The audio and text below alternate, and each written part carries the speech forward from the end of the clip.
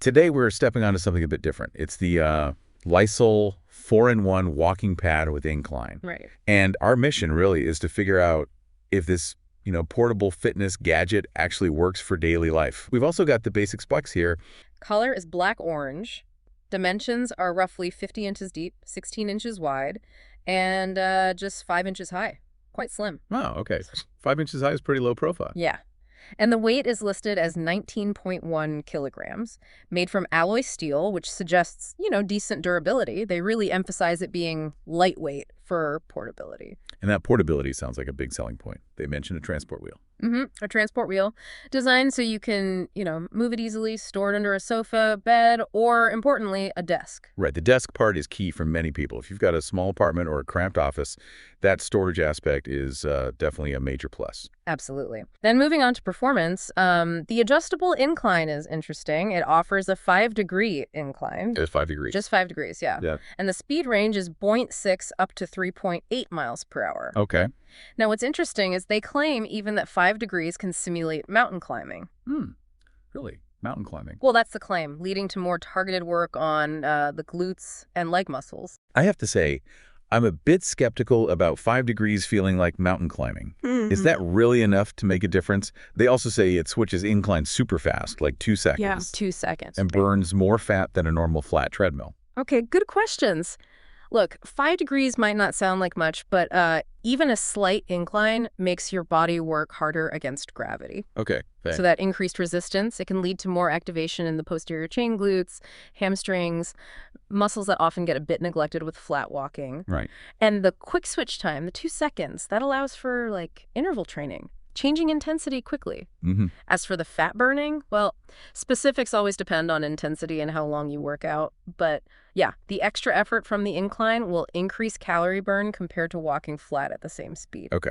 And it's got a 2.5 horsepower motor. They make a big deal about it being quiet under 45 decibels. Yeah, that's a key point they highlight. Which seems crucial if you're using it, in an office or while someone else is home, maybe on calls like one reviewer mentioned. Are these quiet motors generally durable? Is there a trade-off? That's a smart question. Generally, motor tech has improved quite a bit. You can get quiet operation and decent durability in these kinds of devices now. Okay. Plus, the steel frame and the multi-layer design they talk about probably help with stability and longevity too, reducing stress on the motor. Right. And that sub 45 dB claim is significant. For context, that's like the background hum in a quiet library or office. So, unlikely to be very disruptive. Makes sense. And for tracking, you've got this oversized LED display, shows speed, distance, time, calories, ambient lighting too, apparently. Yeah. Plus a remote control. Easy adjustments, quick stop. Seems pretty straightforward to use. Yeah, it does seem focused on streamlining the experience. The remote means you can adjust things without breaking your stride, basically. Yeah. And then there's the running belt itself. It's 16.54 inches wide, 40 inches long, 5 layers, non-slip material. That width is pretty decent, helps you feel secure. 16.5 inches. Really? Yeah, that's not bad for a walking pad.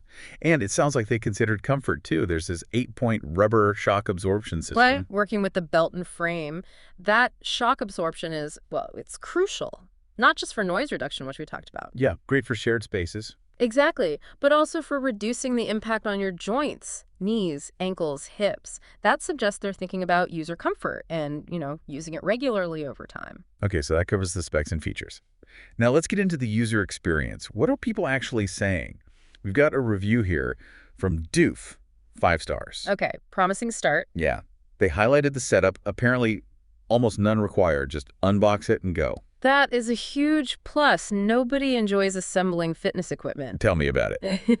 Doof also mentioned it felt solid, like the LED display, which matches the description. Good to see user feedback aligning with the product claims on build quality. They did note, though, that while it's not too heavy to move, it still does take some effort. So manageable, but not effortless. Fair enough. 19 kilos isn't nothing. Right. And a big one for the work-from-home crowd. They confirmed the motor is quiet. Said it fits perfectly under their desk. See, that's real-world confirmation of those key selling points. Portability, noise, fitting into the workspace. Yeah, and they felt it encouraged more movement during the day, their conclusion. Well worth the investment. That's a strong endorsement, hitting all the main points: noise, space, daily integration. The under-desk part really makes that practical use case clear. Then we have another 5-star review, this one from Irene. Also praised the simple setup, the slim design. Okay, consistency there. Yep. They specifically called out smooth speed adjustments and, again, how quiet the motor is. Even mentioned using it at night without bothering anyone. There's always a however, isn't there? Often, yeah. What is it? Doof, the first reviewer, did mention one negative point, the app.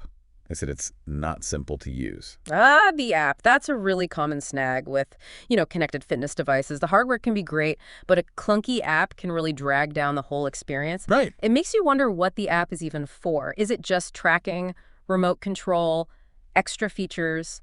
If it's not intuitive, people might just ignore it. Or worse, get frustrated. Yeah, that's definitely something for potential buyers to be aware of. The physical machine sounds good, but the digital side might be lacking. Precisely. So, boiling it all down, if you're listening and considering this Lysole walking pad, what are the main takeaways?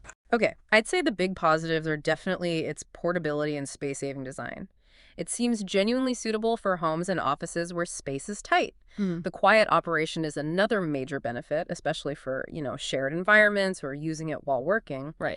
And the incline feature, even at 5 degrees, does offer a way to boost workout intensity and work different muscles compared to just walking flat. But you need to balance those positives against the user feedback flagging the app as potentially difficult to use. The core walking pad seems solid, but the app experience might be a weak point. Okay, good summary. So, bringing our deep dive on the Lysole 4-in-1 walking pad with Incline to a close. It seems like a pretty thoughtfully designed piece of kit. Portable, convenient, quiet.